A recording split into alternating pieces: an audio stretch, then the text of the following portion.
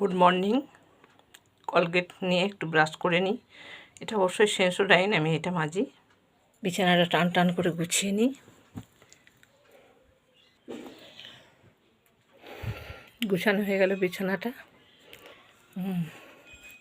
ক্ষয়ে যাওয়া হৃদয়, আমরা তাকে নিয়েই চলি।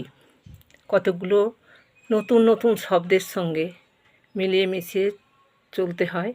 কোনো কিছুর অপেক্ষায় ধৈর্য নিয়ে থাকি।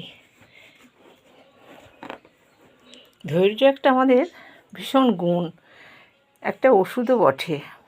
ধৈর্য যার আছে সে অনেকটা আগাতে পারে।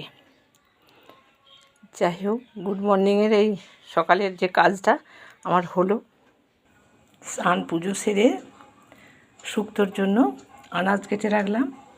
আজ শুক্তো হবে একটু। প্রায় 9টা বাজে। আমি একটু দই আর শশা খেয়ে নিই। টিফিন খাওয়া বলতে এটাই আমি খাই বেশিরভাগ দিন। দই শশা খেয়ে নেবো। এরপর আমি রান্নাঘরে ঢুকবো রান্না করতে। শুক্তো বলে আমি নিজে রান্না করবো আজকে।